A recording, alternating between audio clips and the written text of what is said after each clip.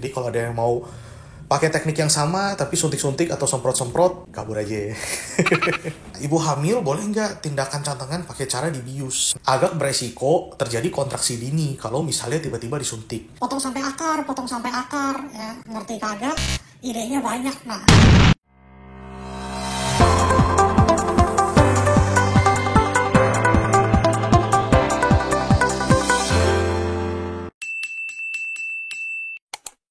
Waduh. Selamat datang di Ngobrol bareng Dokter Cantengan episode kedua. Karena di episode pertama Ngobrol bareng Dokter Cantengan mendapat atensi yang sangat luar biasa sekali dari masyarakat. Bahkan terakhir kita cek penontonnya hampir mencapai 72 orang. Hari ini kita akan bikin episode kedua ya. Nah, tak mau banyak lebar lagi, silakan sutradara.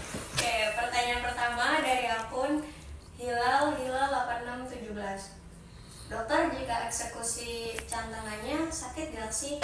Nah, ini pertanyaan yang lumayan sering ditanyakan ya. Jadi sedikit sejarah ya, teknik yang dipakai di konten dokter cantengan itu sebenarnya termasuk TCM atau Traditional Chinese Medicine.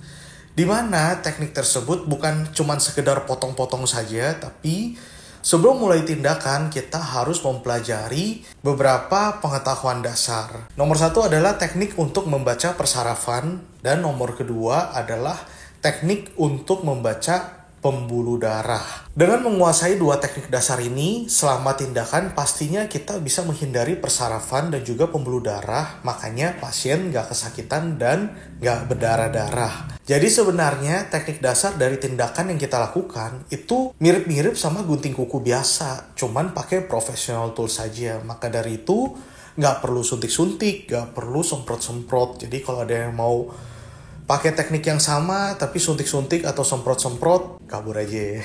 Pertanyaan kedua dari akun N. Dok, kalau lagi hamil boleh gak sih potong cantengan dibius? Nah, ini juga pertanyaan yang sering ditanyakan dan ini sangat penting untuk teman-teman ketahui ataupun teman-teman nakes di daerah ya.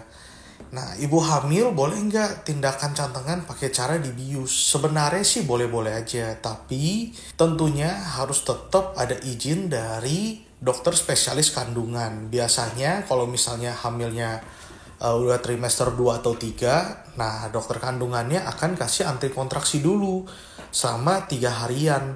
Habis itu baru kita lakukan tindakan. Karena kalau misalnya udah masuk trimester 2 atau 3, agak beresiko terjadi kontraksi dini kalau misalnya tiba-tiba disuntik. Kalau obatnya sendiri sebenarnya termasuk cukup aman ya buat ibu hamil obat suntiknya. Jadi kalau misalnya boleh apa enggak, jawabannya boleh, tapi tetap harus di bawah pengawasan dokter kandungan. Pertanyaan selanjutnya dari akun Putri Hergianti. Dok, kalau penyebab infeksi akar kuku itu apa ya? Oke, jadi penyebab infeksi dari akar kuku itu paling sering ada 3. Nomor 1 pastinya ada trauma. Jadi misalnya di bagian belakang sini ketimpa HP, keinjak mantan, dan lain sebagainya. Nah, dengan hantaman yang keras itu akan membuat luka dan akhirnya infeksi. Hal nomor 2 yang juga cukup sering terjadi yaitu dikorek-korek sendiri sampai belakang ya. Seperti konten yang sudah pernah kita buat di TikTok maupun di Instagram. Dan di episode 1, nah banyak orang yang suka Potong sampai akar, ya ngerti kagak? Idenya banyak, nah. akhirnya infeksi akar dan kukunya malah beresiko cacat permanen. Hal nomor ketiga yang juga cukup sering ditemukan yaitu adalah pemotongan kutikula yang terlalu dalam. Jadi ya ada beberapa mungkin teman-teman yang ke salon ya, yang mungkin kurang terlatih timnya, jadi nggak ngerti, main asal potong-potong aja sampai kutikulanya nih hilang. Nah, kutikula di kuku kita itu ada fungsinya, jadi bukan berarti itu setiap kali ada kutikula harus dibotakin. Fungsi kutikula itu adalah untuk melindungi akar kuku kita biar kuman itu nggak bisa masuk. Jadi kalau misalnya kutikulanya dibotakin, itu sama kayak mempersilahkan kumannya masuk ke dalam akar kuku. Nah, kira-kira itu 3 hal yang paling sering sih penyebabnya. selanjutnya dari akun Central J. Dok, kalau bekas cantengan masih luka, obatnya apa ya dok?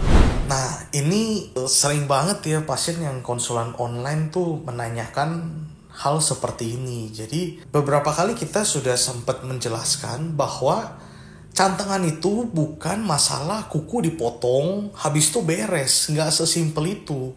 Banyak banget yang udah, mungkin dia lihat di konten gampang ya, terus korek-korek sendiri. Udah korek-korek sendiri, terus chat kayak, dok ini obatnya apa ya? Saya udah gunting sampai bersih. Jawabannya adalah, kalau memang kukunya udah bersih, lukanya pasti kering sendiri. Jadi kalau misalnya udah dipotong, udah dirasa bersih, tapi lukanya nggak kering-kering, ya berarti dalamnya masih ada kuku. Jadi jawabannya simpel aja. Pertanyaannya, obat apa yang bisa bantu? Ya, tidak ada. Nah itu kira-kira kayak lagi berantem sama pacar, habis itu kagak ngechat minta maaf, terus nanya kapan ini kita bisa baikan. Ya nggak bakal baikan. Ya harus diberesin satu-satu, baru obat itu bisa bekerja. Kalau enggak, obat tidak akan bantu.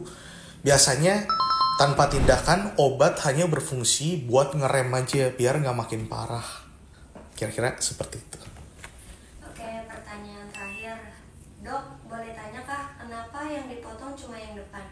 Apakah kalau tumbuh nanti nggak masuk ke kulit yang bagian dalam? Nah, ini pertanyaan yang juga sangat bagus ya. Jadi kenapa kita nggak potong ke dalam? Karena di dokter cantengan, target kita adalah pasien itu bukan hanya sembuh, tapi nggak kumat-kumat lagi. Nah, sedikit mengulang penjelasan yang dulu-dulu atau yang ada di TikTok. Jadi ini kuku, daging di bawahnya. Kalau kuku tumbuh kan begini. Nah, kita gunting paling mentok sejajar. Paling bagus, majuin dikit. Kalau kita guntingnya lebih pendek, karena aktivitas dagingnya naik. Nah, akhirnya pas kuku tumbuh lagi, dia nabrak. Nah, sedangkan syarat agar sembuh dari cantengan selamanya dan gak kumat-kumat lagi, yaitu kuku harus berhasil tumbuh keluar daging tanpa melukai dagingnya. Nah, masalahnya adalah kuku ujung ke ujung itu 6 bulan. Jadi makin dalam kita potong, makin lama kuku pasien ini tumbuh keluar.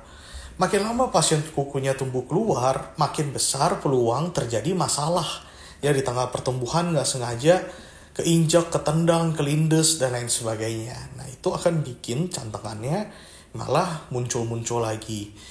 Nah pertanyaannya, terus itu kalau misalnya dipotong segitu, apakah nanti tumbuh nabrak lagi? Mau dipotong sampai ujung pun, kuku tetap akan tumbuh dan akan tetap nabrak lagi. Maka dari itu, setelah tindakan, kita akan pasang pelindung khusus. Sehingga pas kukunya itu tumbuh, ada pelindung di depannya. Jadi pas kuku tumbuh, nabraknya itu ke pelindung yang kita pasang, bukan ke dagingnya. Nah, akhirnya kuku bisa tumbuh keluar dan nggak kumat-kumat lagi. Nah, pelindungnya seperti apa? Ini agak repot karena pelindung yang kita pakai adalah pelindung profesional dan kita custom sendiri dari luar negeri ya. Jadi tidak dijual bebas. Dijual pun belum tentu bisa pakai karena ya ini ada pelajarannya sendiri lah satu SKS. Kayaknya kita jelasin juga teman-teman makin bingung ya. Intinya ada pelindungnya. Nah itu tadi penjelasan dari pertanyaan-pertanyaan yang sudah masuk ke akun sosmed kita. Buat teman-teman yang masih ada pertanyaan, bisa langsung komen di TikTok Dokter Cantengan, IG @doktercantengan, ataupun YouTube Dokter Cantengan. See you guys.